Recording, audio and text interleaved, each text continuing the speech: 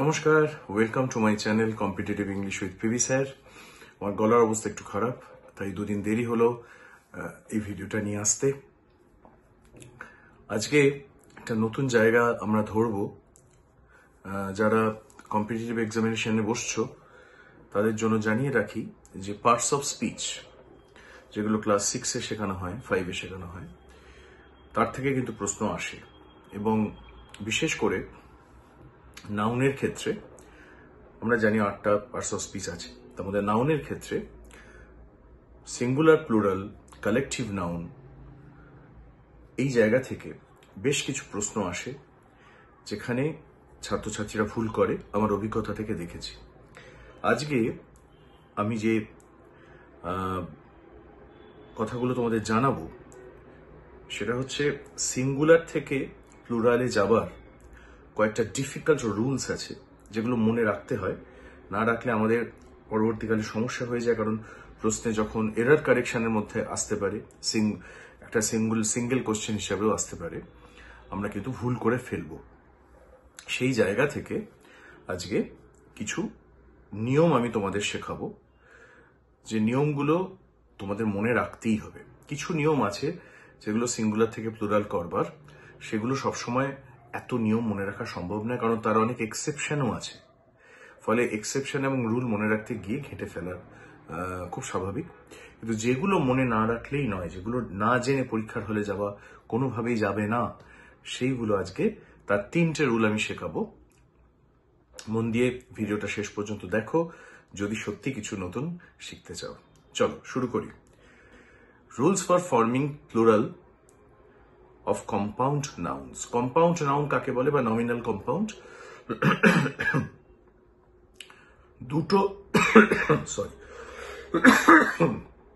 দুটো নাউন নিয়ে যখন একটা শব্দ তৈরি হয় তাকে বলে কম্পাউন্ড নাউন বা নমিনাল কম্পাউন্ড। সেখানে দেখো, প্রথম রুলটা দেখো, স্ক্রিনে চোখ রাখো।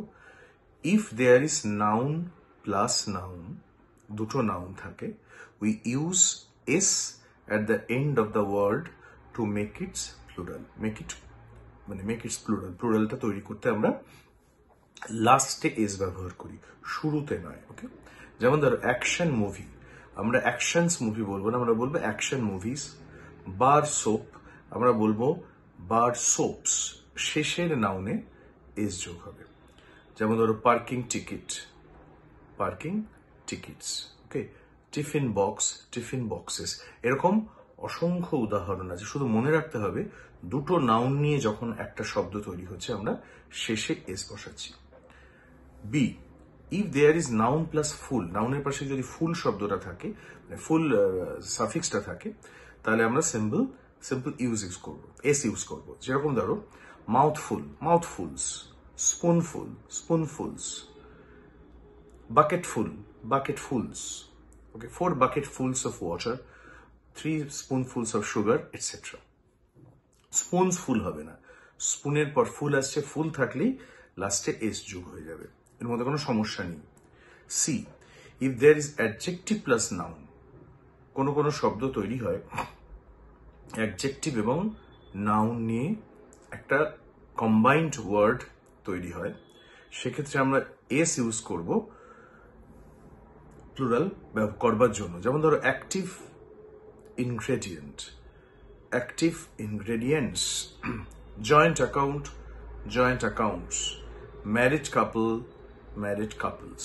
এখানেও কোনো সমস্যা নেই, এটাও একটা কম্পাউন্ড ওয়ার্ড যেটা একটা অ্যাডজেক্টিভ এবং নাউন নিয়ে তৈরি হচ্ছে। ডিতে দেখছি if there is a verb plus preposition, we use s at the end of the word to make it plural. Simple. Check in, check-ins, check out, check-outs, log in, logins. কখনো কখনো ছাত্রছাত্রীদের সমস্যা হতেই পারে যে এটা কি আদৌ প্লুরাল হবে নাকি এসটা আমরা চেকস ইনে বসাবো। চেক ইনস, চেক আউটস, লগ ইনস। প্রথমটায় ভার্ব আছে, তারপরে দেখো একটা প্রিপোজিশন আছে। 3টে ক্ষেত্রে, উপরে যে 4টে ক্ষেত্রে আমরা আলোচনা করলাম, 4টেতেই কিন্তু সিম্পল এস বসছে। এবার দেখো এক্সেপশনটা, সমস্যার জায়গা। If there is noun plus preposition, we use s with the first word to make its plural. This is difficult. Passerby, passerby হয়ে যাবে passers by। এখানে একটা এক্সাম্পলই দেওয়া আছে, আরো অনেক এক্সাম্পল হবে, আরো এক্সাম্পল হয় অনেক, সেগুলো আমি পরে আসবো। কিন্তু মনে রাখো, নাউন প্লাস নাউন থাকলে সমস্যা নেই, নাউন প্লাস ফুল থাকলে সমস্যা নেই, অ্যাডজেক্টিভ প্লাস নাউন থাকলে সমস্যা নেই, ভার্ব প্লাস প্রিপোজিশন থাকলে সমস্যা নেই, একটা এস বসিয়ে দিচ্ছ লাস্টে। কিন্তু যখনই নাউন প্লাস প্রিপোজিশন হচ্ছে, সঙ্গে সঙ্গে নাউনের ক্ষেত্রে কিন্তু এসটা বসবে, বাই এর পরে বা প্রিপোজিশনের পরে নয়। ওকে, পাসার বাই একটা খুব অফেন রিপিটেড ওয়ার্ড, যেটা পরীক্ষায় আসে সিঙ্গুলার থেকে প্লুরালে করবার জন্য, এবং ছাত্রছাত্রীরা ভুল করে। পাসার বাইস হবে না, পাসার্স বাই। ওকে, চলো তোমাদের আরো কিছু উদাহরণ আমি পরে দিয়ে দেবো। পরের নিয়মটা দেখো, if there is noun plus prepositional phrase or when a compound noun is hyphenated and s to the principal word, add s to the principal word to make its plural, same ভুল এটাতেও হয়। যেমন ধরো mother hyphen in hyphen law, mother in law, এটা কিন্তু mother in lodge হবে না, mother's in ল, অর্থাৎ মূল যে নাউনটা সেখানে এস যোগ হবে, সেটা প্লুরাল হবে, প্রিপোজিশন বা সেকেন্ড ওয়ার্ডটা, সেকেন্ড নাউনটা হবে না। Father in law, fathers in law. Okay, এই সিস্টেমটা মনে রাখো, যেখানে আমরা দেখতে পাবো যে একটা কম্পাউন্ড ওয়ার্ড আসছে যেখানে একটা প্রিপোজিশনাল ফ্রেজ থাকছে, যেমন ইন ল। ওকে, সেইখানে প্রথম নাউনটাতে এস যোগ হবে, প্লুরাল হবে, বাকিগুলোতে হবে না। Mother in law, mothers in law, father in law, fathers in law, তার আগেরটা আমরা বললাম passer by, passers by. Okay, next আসো compound word starting with man এবং ওম্যান। যেমন ধরো, if there is man or woman plus profession যদি থাকে, we change both the words to make its plural. If there is man or woman plus quality showing word, only the second noun will be change. Example দিচ্ছি, man doctor, অর্থাৎ যে ডক্টরকে দেখাতে যাচ্ছি সে হচ্ছে পুরুষ, পুরুষ ডাক্তার, মেন ডক্টরস হয়ে যাবে, ম্যানটাও চেঞ্জ হবে, ডক্টরটাও চেঞ্জ হবে। This is important.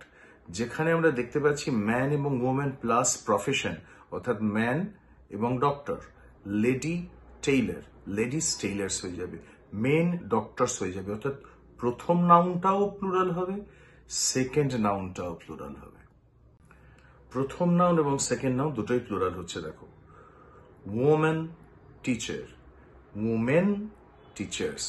খুব মন দিয়ে মনে রেখো এটা, যখনই জেন্ডার ওয়ার্ডটা সামনে থাকবে, ম্যান এবং ওমেন, তারপরে প্রফেশন থাকবে, দুটোই কিন্তু প্লুরাল হবে, অর্থাৎ man doctor, men doctor, women teacher, women teacher. কিন্তু যদি বলে ওমেন বা ম্যান ইটার, ম্যান ইটারে কিন্তু ম্যান ইটার্স হবে। কেন হবে?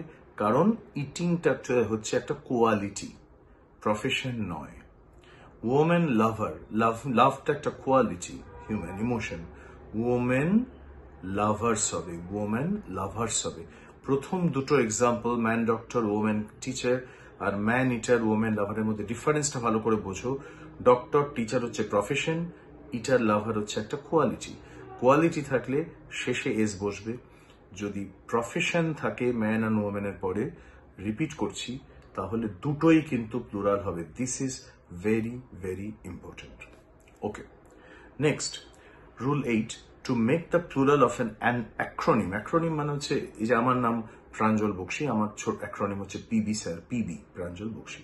Two make the plural of an acronym we use S at the end of the word. অ্যাক্রোনিমের ক্ষেত্রে আমরা সিম্পল এস বসিয়ে দিই। যেমন ধরো এমএলএ, এমপি, লাস্টে একটা এস বসবে। অনেকগুলো এমএলএ হলে এমএলএস হয়ে যাবে, অনেকগুলো এমপি হলে এমপিস হয়ে যাবে। Okay, next this is important. Another important rule তোমাদের আজকে শেখাবো। এটা শেষ রুল আজকের ভিডিওর, কিন্তু খুব ইম্পর্টেন্ট। কিছু কিছু নাউন আছে, some noun remains the same in both singular and plural form. সিঙ্গুলারেও যা থাকবে প্লুরালে কোনো চেঞ্জ হয় না। ছোটবেলা থেকে শেখানো হয়, কিন্তু আমাদের যখন বয়স বাড়তে থাকে চর্চার অভাবে, প্র্যাকটিসের অভাবে আমরা ভুলে যাই। ডিয়ার, হরিণ, তার কোনো প্লুরাল হয় না, ডিয়ার ডিয়ার। শিপ, ভেড়া, তার কিন্তু কোনো প্লুরাল হয় না, শিপই হবে। নেক্সট দেখো সোয়াইন, সোয়াইনই হবে। ফিশ, ফিশটা কিন্তু ফিশেসও হতে পারে, ফিশও হতে পারে। ফিশেস যখন আমরা বলবো তখন হচ্ছে অনেক ধরনের মাছ, অর্থাৎ রুই, কাতলা, ইলিশ একসাথে রয়েছে, তখন ফিশেস। কিন্তু আদারওয়াইজ ফিশের প্লুরাল ফর্ম কিন্তু ফিশ। এবার বলতে পারো স্যার কোনটা দেবো, দুটোই যদি থাকে কোনটা দেবো? এটা তোমাকে তোমার কপালের ওপর ছাড়তে হবে, কারণ এক্সামিনাররা কখনো কখনো এমন ভাবে প্রশ্ন দেন যে কারোর পক্ষে বোঝা সম্ভব না ওনারা কোনটা অ্যান্সার চাইছে। যেখানে দুটোই হতে পারে, সেখানে দুটোই যদি অপশানে থাকে, তুমি যেটা জেনারেলি অ্যাকসেপ্টেড সেটা দেবে, ফিশ দেবে। ফিশেস হচ্ছে ভ্যারাইটি অফ ফিশ। যদি একই ধরনের অনেক মাছকে কিন্তু আমরা ফিশই বলবো। এই ধরনের যদি থাকে আমরা সেক্ষেত্রে ফিশ ইউজ করবো। নেক্সট অফস্প্রিং, মানে ছেলেপুলে, পরবর্তী জেনারেশন। অফস্প্রিংই হয়, অফস্প্রিং মানে হচ্ছে ছেলে, মেয়ে, নাতি নাতনি ইত্যাদি ইত্যাদি। স্টাফ, এই যে অফিসের স্টাফ, তার কিন্তু প্লুরাল হয় না, স্টাফের প্লুরাল স্টাফই। এয়ারক্রাফট, অনেকগুলো এয়ারক্রাফট করে কিন্তু আমরা এয়ারক্রাফটস বলবো না, এয়ারক্রাফট। খেয়াল রেখো, এগুলো পরীক্ষায় ভীষণ ভীষণ আসে, প্রত্যেকটা শব্দ পরীক্ষা থেকে নেওয়া। ক্রিউ, ক্রিউ যে কোন একটা জাহাজের যারা কর্মচারী বা উড়োজাহাজের অর্থাৎ প্লেনের যারা কর্মচারী তাদের ক্রিউ বলা হয়, সেটাও কিন্তু প্লুরাল হয় না। কিছু নিয়ম আজকে নাউনের চেঞ্জ করা শেখালাম। আরো এরকম নিয়ম এবং নাউনের এরার কারেকশন নিয়ে আমি পরবর্তী ভিডিওতে আসছি। এই যে সিরিজটা আমি শুরু করলাম গ্রামারের, এটা পরীক্ষার জন্য ভীষণ ভীষণ গুরুত্বপূর্ণ। যে এরার কারেকশনগুলো আমি নাউনের করাবো, সেগুলো কিন্তু এগুলোর মধ্যে থেকেই ঘুরিয়ে ফিরিয়ে থাকবে। স্পেলিং খেয়াল রাখো, নাউন কাউন্টেবল, আনকাউন্টেবল, কি ধরনের নাউন হয় সেটা বেসিক জায়গা থেকে শিখে নিতে পারো। আর আমি নাউনের একেবারে বেসিক লেভেলটায় যাচ্ছি না, কারণ পরীক্ষায় যারা বসছো তারা অন্তত কাউন্টেবল নাউন কাকে বলে, আনকাউন্টেবল নাউন কাকে বলে, অ্যাবস্ট্রাক্ট নাউন কাকে বলে, এগুলোতে জানা উচিত। But still I will make a video on noun এটার পরেই। খুব ছোট্ট করে নাউনের একটা আলোচনা আমি করে দেবো, যাদের ভুলে গেছো, মেমোরি থেকে বেরিয়ে গেছে, আবার তাদের রিফ্রেশ হয়ে যাবে মেমোরি। একটু ওয়েট করো, আমি জাস্ট এই নাউনের কিছু রুলস শিখিয়েই, নাউনের বেসিক জায়গাগুলো বুঝিয়ে আমরা এরার কারেকশনে আসবো। দেখতে থাকো, ভালো লাগলে শেয়ার করো, বেবি স্যারকে উৎসাহ দাও যাতে প্রচুর ছাত্রছাত্রীরা উপকৃত হয় এবং পরীক্ষায় ভালো রেজাল্ট করে এবং চাকরি পেতে থাকে। Okay, thanks for being with me today. By.